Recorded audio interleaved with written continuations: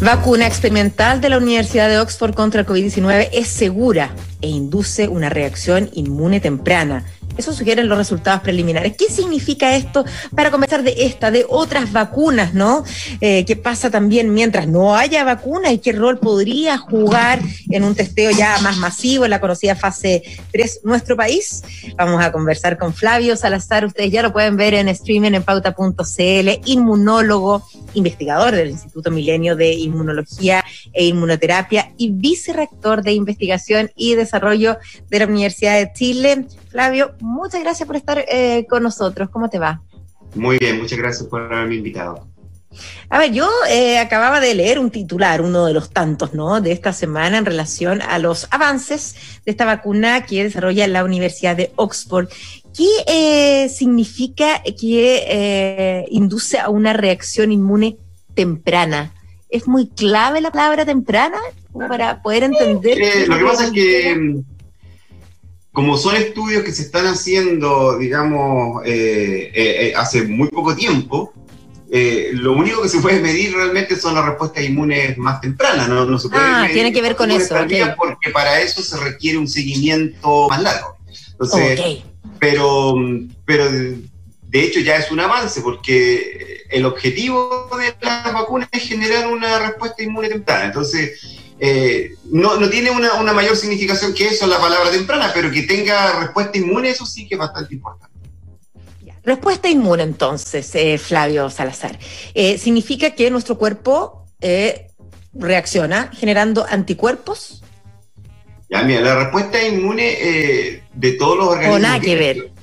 No, sí tiene que ver, pero no es todo. O sea, en el fondo la respuesta inmunológica son estrategias que evolutivamente hemos adquirido, ¿no es cierto?, las diferentes especies, principalmente estamos hablando de los seres humanos, para poder detectar tempranamente o en etapas de invasión patógenos, ya sea virus, bacteria u otro tipo, y nuestras células de nuestro organismo las puedan reconocer, reaccionar y destruirlas. Esa es la idea de la respuesta inmune. Y generalmente, antes de que existieran las vacunas, la única forma de responder era enfermándose. Uno se enfermaba, el cuerpo entra el virus o la bacteria, reacciona y uno o se moría o se salvaba, y si se salvaba, entonces tenía respuesta inmune. Pero a medida que se fue entendiendo mejor esta respuesta, se empezó a manipular, y esto significa que el ser humano empezó a imitar un patógeno, a neutralizarlo y inyectarlo para generar la respuesta inmune sin que el paciente se enfermara, cosa que si realmente en el futuro se exponía a ese mismo patógeno, entonces se produce una respuesta. Y esta respuesta inmune tiene varias estrategias, no es solamente, o sea, una de ellas es la generación de anticuerpos, que son células que tienen unas proteínas que se pegan a la virus o a la bacteria y las neutralizan. Pero esa es una forma. También están células citotóxicas o fagocíticas, son células que se comen bacteria o virus, o células que les lanzan algunas partículas que las destruyen. Entonces son varias respuestas distintas. Lo que es más fácil medir generalmente es la respuesta de anticuerpos, porque están en la sangre. Entonces la bacteria o el virus puede estar en la piel, por ejemplo, o en el intestino, en un momento determinado. La respuesta ahí uno no tendría que hacer una operación para poder verla, pero lo que hace es tomar sangre, y en la sangre va a encontrar circulando estos anticuerpos. Por eso es más fácil detectarla, pero es solamente una forma, y a veces no todas las respuestas tienen altos niveles de anticuerpos. Puede tener bajos niveles de anticuerpos, pero altos niveles de fagocitos, altos niveles de células citotóxicas. Por lo tanto, la respuesta inmune se mide con anticuerpos, pero no es la única forma. Flavio, hay también una discusión en cuanto a la inmunidad y cuánto puede permanecer en el tiempo. ¿Qué se sabe de eso? ¿Todavía es un terreno desconocido? Bueno, en general, en la respuesta inmune, por motivos que se están estudiando, hay varias hipótesis, pero no está totalmente dilucidada. Los diferentes patógenos generan respuesta inmune que a veces duran para toda la vida, y otras veces duran un año, otras veces meses, dependiendo del tipo de patógeno. Como este es un virus nuevo, esa respuesta no se sabe. Los coronavirus, muchas veces, la mayoría de los coronavirus anteriores, los normales, los que infectaban a los humanos antes, generan respuesta inmune que no son muy protectoras en el largo plazo, pero se piensa que es porque tienen una tasa de mutación muy alta. Quiere decir que el cuerpo genera una respuesta inmunológica contra una parte del virus, pero esa parte del virus la cambia y ya la respuesta inmune no le sirve a esa persona para el próximo año, porque el virus ya cambió. En este caso del coronavirus, los estudios indican que no es tan variable. Hay algunas mutaciones y algunas variaciones, pero son pocas comparadas con otros virus, por lo tanto se supone que es bastante estable, por lo tanto la respuesta inmune debiese servir a más largo plazo. Pero todavía no se sabe porque hay otros elementos que pueden intervenir, entonces ahí está la respuesta de corto plazo. Hoy día se sabe que una vacuna puede generar una respuesta inmune en corto plazo. Tenemos que esperar el tiempo y seguir a estos individuos 1 año o 2 y vamos a ver si también mantiene la respuesta inmune a largo plazo. Fantástico, qué claro, qué claridad. Flavio, te aprovecho a preguntar, ¿qué tan optimista debemos estar con el desarrollo de una vacuna pronto?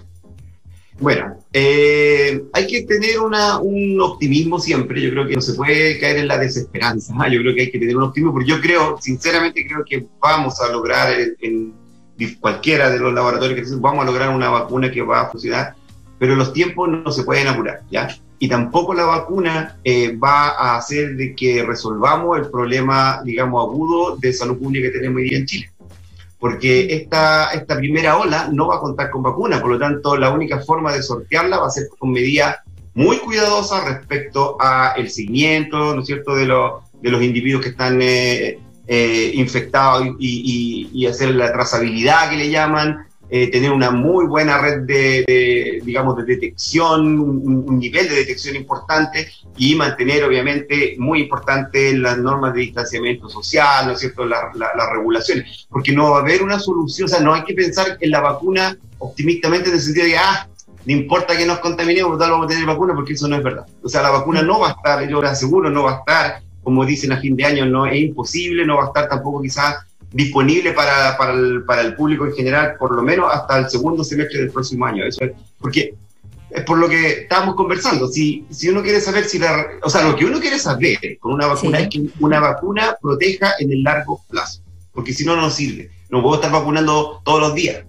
O sea, la vacuna tiene que servir para el largo plazo. Pero para poder esa es una vacuna eficaz cuando se habla. Claro, una vacuna eficaz es que primero proteja por un buen tiempo, por lo menos un año, o sea, que permita que todos los años uno se vacune.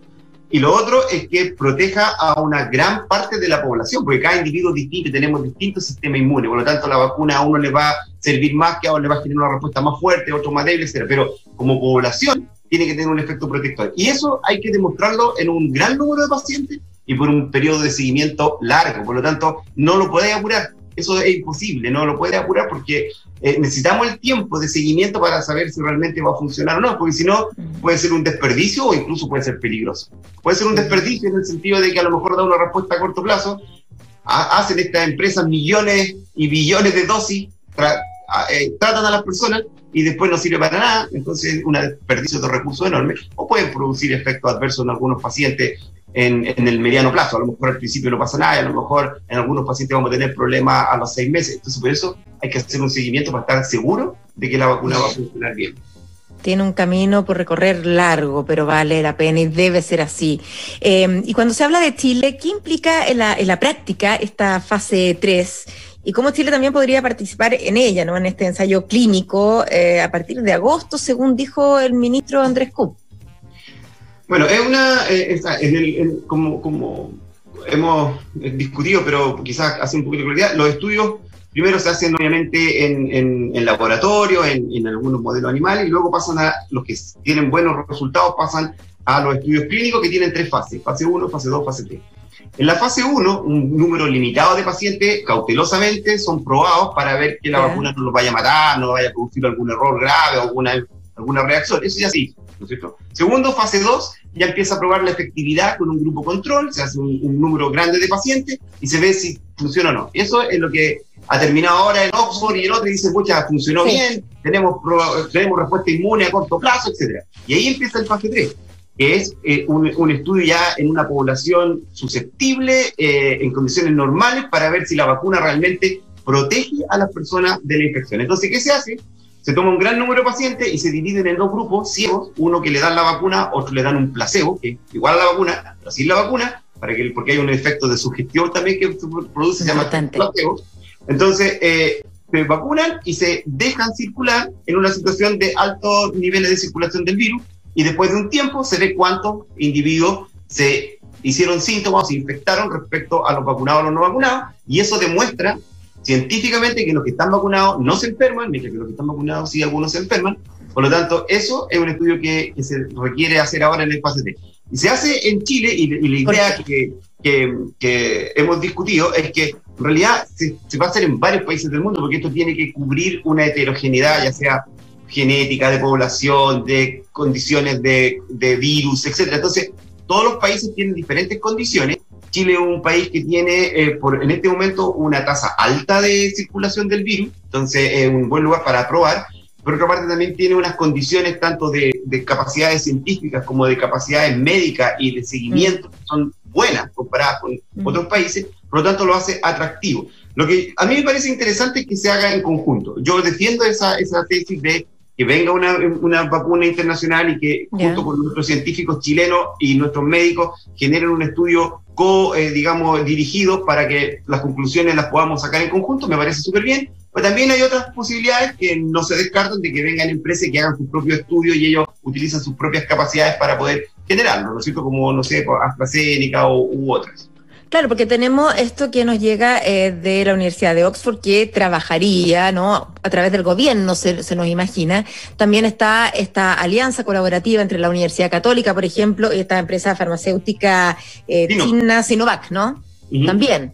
Entonces van siendo paralelas en el fondo. Van siendo paralelas, y me parece que así va a tener que ser, porque en el fondo no sabemos cuál vacuna va a funcionar, y mientras más, o va a funcionar mejor, por lo tanto mientras más alternativas vamos avanzando en probar, vamos a tener más posibilidades. Ahora, hay que pensar de que esto, nuevamente, quiero insistir, se va a hacer en todo el mundo, no es que solamente porque he escuchado gente que se va a hacer en Chile, porque para probarnos nosotros, corregir. No, yo creo que es una simplificación. Yo creo que se va a hacer en todo el mundo, en Chile también, que se tiene que cumplir con todas las normas, ¿no es cierto?, que regulan los estudios clínicos. Eso es una obviedad para mí. Si está el gobierno detrás, debiese velar porque todos estos estudios sean garantizados desde el punto de vista de cómo se van a llevar a cabo, que sean seguros para los pacientes, que sean voluntarias las personas que se sometan, que tengan ese tipo de cosas, que hayan seguro. Hay una ley. Hay una ley en Chile ya, y esa ley realmente tiene unos niveles de protección de la seguridad de los pacientes que es importante. Por lo tanto, yo no estaría, o sea, creo que hay que velar por eso, pero no creo que haya una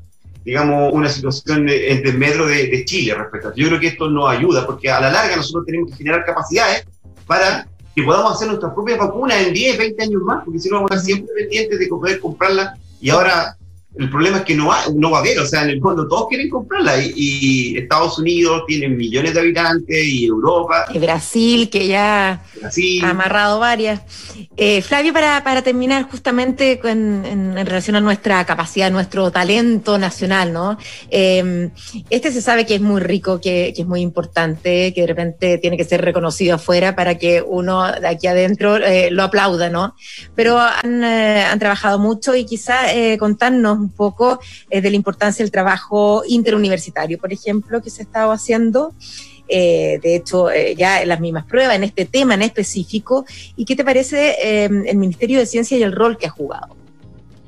Como articulador principalmente. Sí, yo creo que desde el punto de vista de la interacción de las universidades, yo creo que eso es un proceso que venía de antes de la pandemia, durante, yo creo, ya por lo menos unos 6, 7 años, donde se ha ido generando un clima un poco distinto, que nos estaba llevando a una situación de una competencia interna que a mí me parecía que no era sana y que no tenía ningún sentido. O sea, en el fondo, y no una competencia que naciera del interés de los propios investigadores, sino que como las instituciones han sido financiadas en un esquema de competencia, hace de que muchas de estas cosas no se produjeran. Pero durante los últimos años creo que ha habido un salto importante de acercamiento, y entre las universidades del CRUCH, entre las universidades del Estado, por ejemplo, la Universidad de Chile y otras universidades, y entre la Católica y la Chile también muy fuertemente, varios proyectos de internacionalización, proyectos de centros de excelencia conjuntos que tenemos, algunos consorcios, han ido generando unas mayores confianzas. Yo creo que, dado que la masa crítica de científicos en Chile es tan pequeña, imposible que estas no trabajen en conjunto. Yo creo que es fundamental que las grandes universidades, y también las pequeñas, y también las regionales, puedan establecer vínculos de cooperación, porque la única forma como país de que podamos dar un salto en el tema científico. Ahora, el Ministerio ha jugado un papel en esto, creo que lo va a tener que seguir profundizando. Hemos tenido varias conversaciones y discusiones respecto al rol que deben jugar las universidades en el esquema, o sea, en el sistema científico-tecnológico de Chile. Creemos que nos hemos ido acercando posiciones, creo que se ha tomado en cuenta, sobre todo a raíz de la pandemia, el rol de las universidades. Nos hemos puesto a hacer test PCR, a estudiar, a investigar, desde la salud mental, etcétera. Enormemente, yo creo que las universidades han sido un aporte importante y eso lo valora el Ministerio y creo que eso va a ser bueno para el futuro. Para todos nosotros. Flavio Salazar, doctor, muchas gracias por este contacto con Un Día Perfecto. Muy interesante la conversación y que tengan un buen resto de semana. Chao. Igualmente, que estén bien. Adiós, gracias. Chao. Perfecto, son las 11 de la mañana con 21 minutos. Nos vamos de inmediato hasta el Palacio.